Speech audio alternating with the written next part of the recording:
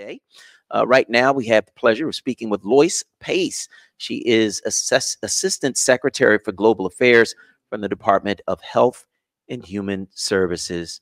Ms. Pace, good morning. Good morning. How are you? I'm good. How are you? I'm doing well. Thank you for having me. That's good. So what does your department do in global affairs at HHS? So a lot of people might not realize that our Department of Health and Human Services has this global arm. We do a lot domestically, obviously, as a large agency or department, but we have this global office really to think about the best ways to harness what people are doing around the world in a way that helps Americans here at home.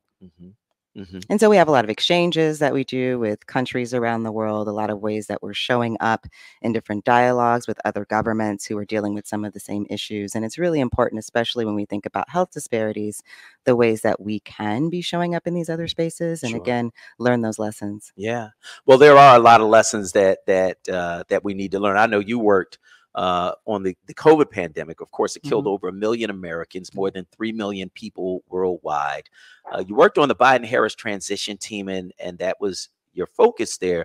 What did the pandemic teach us, particularly about how race impacts health outcomes? Yes, like you said, we lost a lot of lives here domestically, and we lost a lot of lives worldwide. And unfortunately, a lot of those people were Black and brown people all over the world. So that was the first lesson, that many of us who are Black and brown are still very much at risk, including Indigenous communities.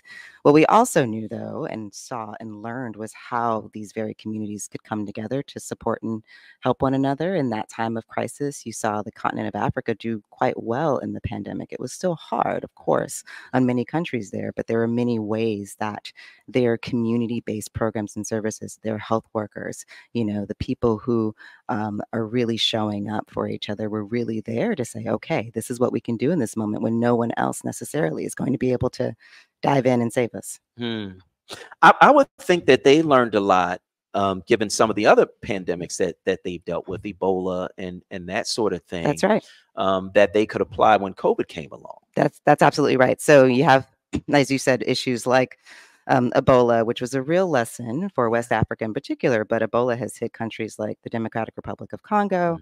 And what's really beautiful about this story is there are many ways that the U.S., including our office in the Department of Health, has worked with these African and other countries around the world to get to that point, to get to the point where they could say, okay, we have health workers who stand ready to respond either to Ebola or to COVID or to whatever comes next. Yeah. And that is my question. What is coming next? Is there another pandemic on the horizon? And has the Biden administration followed the Obama blueprint and left instructions just in case? Yeah, that's a really great question. I mean, if I knew it was coming, then I would certainly be the first to tell you. But the reality is we don't know what's coming next. And you're right, we have to be prepared. And what's great about the work that we have been doing out of our office is the ways that we have been trying to work with organizations like WHO or the World Health Organization, and these other countries are all over the world to say, all right, what have we learned, right? What did we get right? There were many ways that things worked well. We exchanged information and data with countries real time. We did manage to get vaccines to countries all over the world. And we know that some of that felt it came later than it should have. And so we're even working towards saying, okay, the next time this happens, if it does happen, what can we have in place to be sure that we're building on these success stories, but also improving on ways that we might have fallen short? So what about messaging about vaccines? I mean, there was a lot of misinformation. I remember being on the radio. Now, I'm not a doctor. I don't even play one on TV.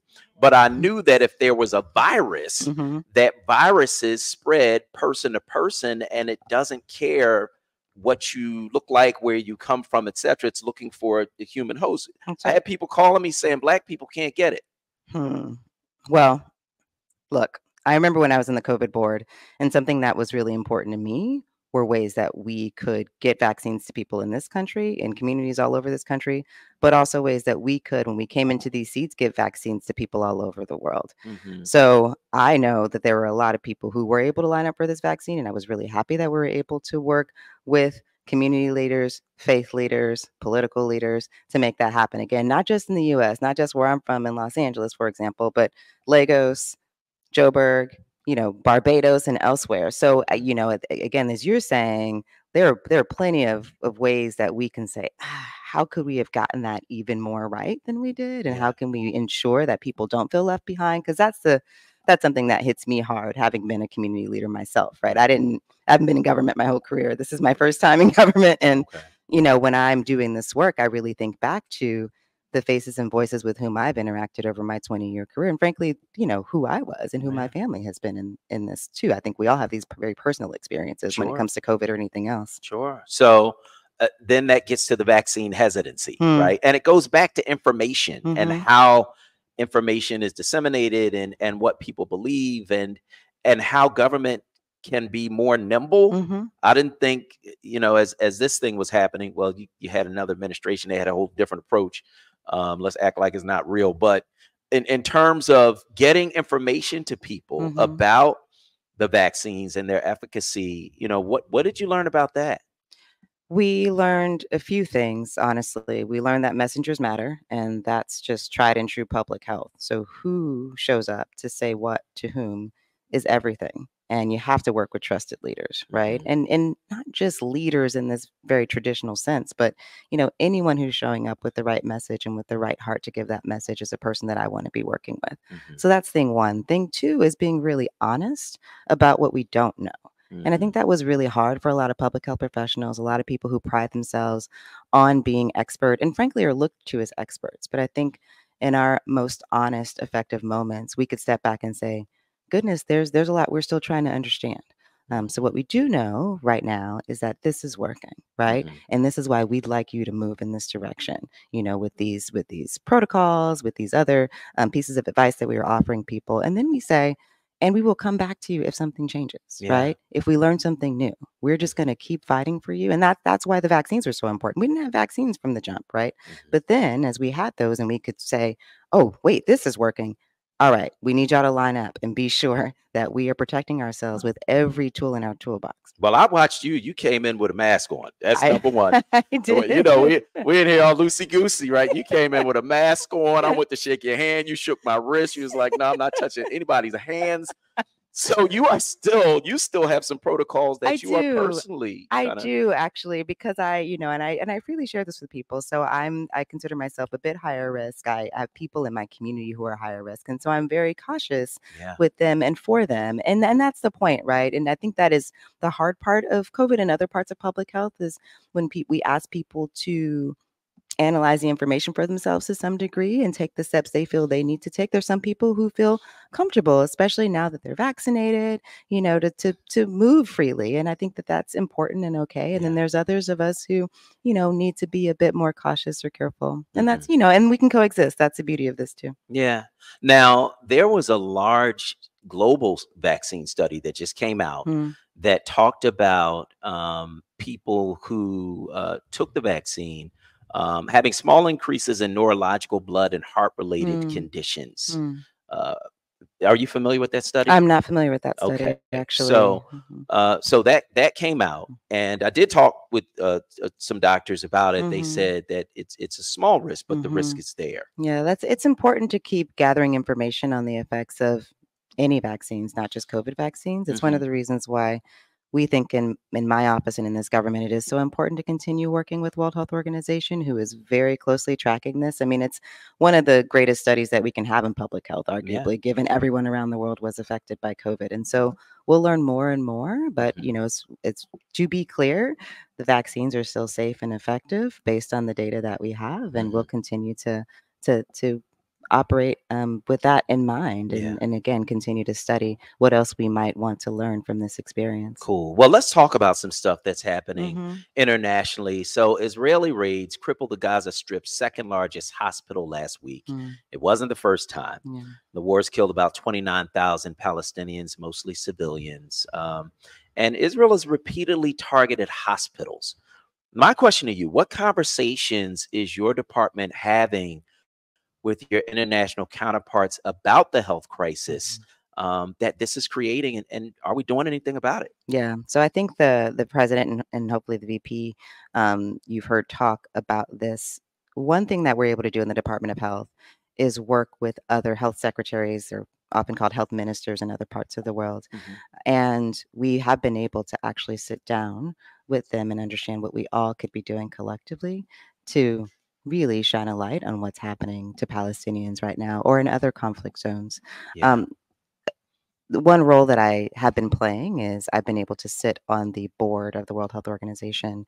And there was a session the end of last year where the Director General, Dr. Tedros, really implored people around that table to think critically about what's happening in Gaza, but also in places like Ukraine, Ethiopia, Sudan, Haiti.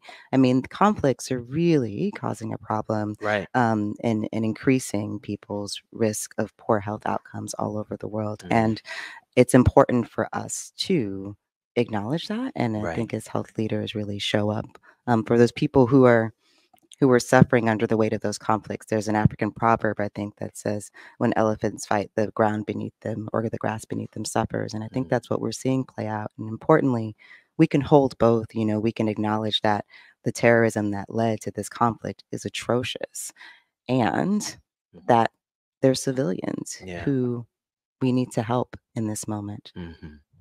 Yeah, I'm glad that you mentioned some of the other conflicts. Of course, the Democratic Republic of the Congo has had an ongoing conflict, millions of people killed. We don't hear anything about that. We don't hear much about Sudan, the other conflicts that you've mentioned. What are the health effects of having these kinds of conflicts where millions of people are dying? Well, this is something I really appreciate you asking about, because health is not just about, you know, the ways people are in and out of hospitals or clinics, or, you know, we have to really address health in all these different contexts now. And conflict in particular is causing so much. So if we look at the situation in Gaza, for example, there's food insecurity, there's a lack of access to clean and safe water and sanitation. And then, of course, there's the mental health effects, right? I mean, we've spoken to leaders from these countries who really ask, okay, well, we have a lot of trauma kits and we have medical professionals showing up to help, but what do we do psychologically for these people who are enduring this, not just for months, but for years? Yeah, it's a lot. It's a lot to deal with. And I want to thank you for joining us this morning. That's Loyce Pace. She is Assistant Secretary for Global Affairs in the Department of Health and Human Services. Thanks so much. Thank you.